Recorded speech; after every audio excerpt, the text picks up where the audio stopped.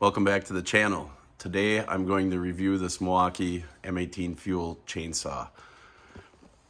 I'll just kind of do a quick review, go over functions, what I like, what I don't like, if anything.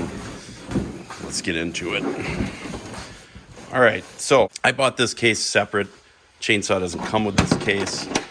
I highly recommend this case. I really like it. It was worth the money. It keeps everything organized together.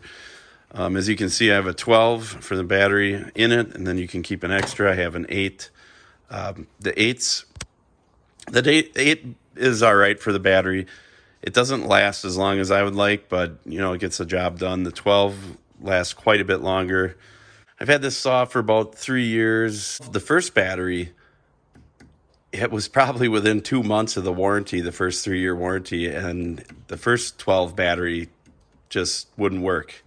And I reached out to Milwaukee. They were really great. Sent me a new one. I sent the old one in. They sent me this new one. I had it in a couple weeks. So I have a new 12 that works just fine. I did buy a sharpener so I can sharpen my chain. Maybe I'll do another video on that down the road on how to sharpen your chain. You guys let me know if you're interested. I bought an extra chain in case I break one. Bar oil, of course. And all this stuff fits in here really nice, as you can see. I always put the month and the year of my batteries so I can cycle them, as to not wear one out prematurely. I also like with this case, there's this little compartment that comes in and out. If you were leaking a little bar oil, contain it. Right here, let's get the saw out. I keep a piece of paper towel in case it leaks bar oil. As you can see, it hasn't leaked anything yet. However, when it is warm out in the summertime, I have had it leak a little bit of bar oil. Not much, but so that's why I keep that in there. All right, so here it is out of the case. Here's what it looks like without the battery. To hold it, it feels really good in the hand to me. It's lightweight. It feels balanced. Here's the clutch or the brake. Forward locks. Let's go. Comes with a bar cover. And let's see, if you look underneath, there's a tool right here, which I just love that Milwaukee did this. If you're out in the woods, you don't have to carry the extra tool in your pocket. It does come out a little hard, but that's probably what you want. You don't want it falling out in the woods and losing it. Anyway, so here's this tool. Then also, if you look underneath here, there's this little hole here. So if you did want to put a screw in the wall or whatever and hang it, you can do that. This hole goes through to the battery, so if you do get sawdust, it falls out. Some of you may be wondering, what are these? Something I saw a guy do online. He put these on and measured it out to 16 inches. So when you're cutting wood, if you want 16-inch pieces, it's all measured out. You can just keep going, moving along, like that. Measure it out, cut, keep going. Anyways, that's what I use. I put these marks on here for other pieces of wood. I have some small tent stoves, so I have to cut the wood a little smaller. So I have these measured out. Bar 16 inches. You could also just use the bar, which I've done a lot, where I'll just set the tip and then I'll line it up with right here on the wood. So say that's my line, and then I'll just flip it. So if you're going like this, say the end of the table, I don't know if the camera's showing this, but then I'll just kind of flip it, and you're roughly 15, 16 inches. You could do it that way without putting any of this on. Here's where you put your bar oil.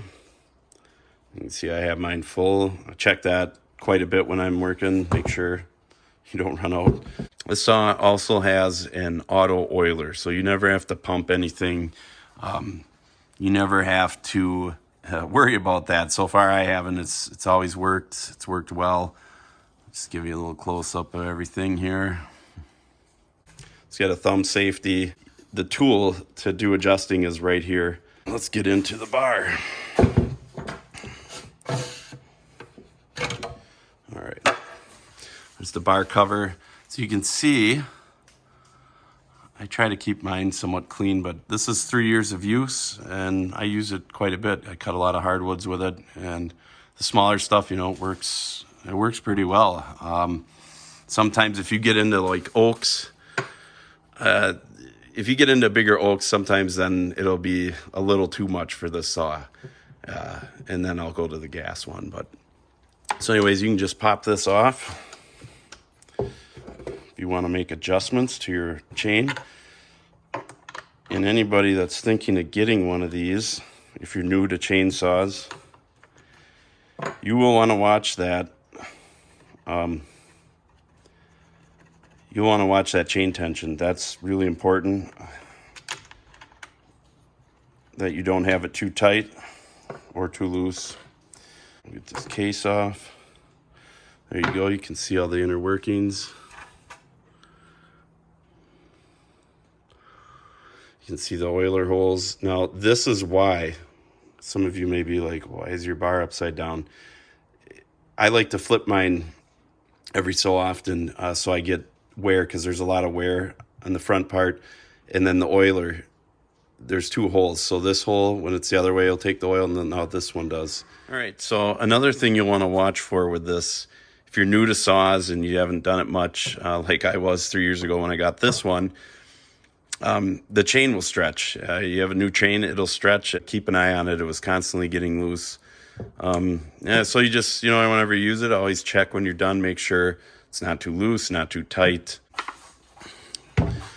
Say you want to make an adjustment on your bar, you'd go and loosen these, and then you go right into here, make your adjustment, whether you're tightening or loosening.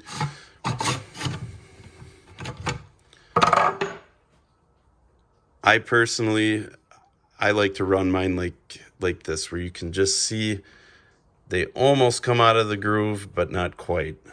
That seems to be the right tension for me. I'm going by what Milwaukee specifies in their manual. I don't remember the exact numbers offhand, but that's how I set mine. Like I was saying before, if you want to make adjustments on this chain right here, you use the tool. You just go in here, you adjust, tighten or loosen it, and that's that. I'm going to put the cover back on and show you the proper tension, at least from all the different videos I've watched. When I was learning to use a chainsaw 3 years ago, this was my first saw, I had to watch YouTube videos like you guys are doing right now to learn how to do everything with my saw. But anyways, if you're just watching it for the review, I will say this saw has been just great. I really love it. It's not that loud. I don't need to wear earplugs. I wear all the other stuff, but you don't need hearing protection, in my opinion. For smaller stuff, this thing is just great. It's so convenient. Gas is nice too. There's a time and place for that, but I really, really like this saw a lot. I'll just, I'll run it a little bit so you can hear.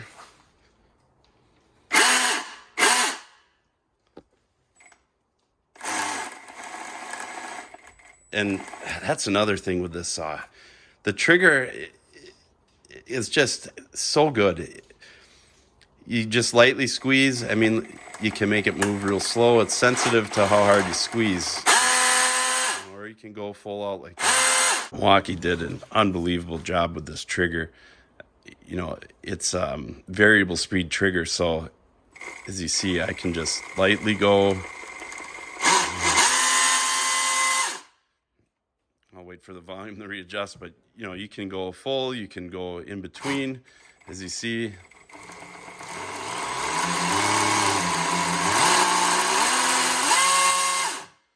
The trigger is just amazing. And when I'm cutting, most of the woods I'm cutting are hard maples, and this thing just cuts through them, no problem. Same as my gas saw. I have a steel over there. It cuts just as well as my steel.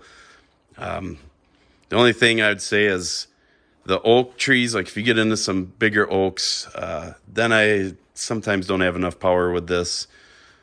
So then I'll get the steel out and use that. I bought this three years ago.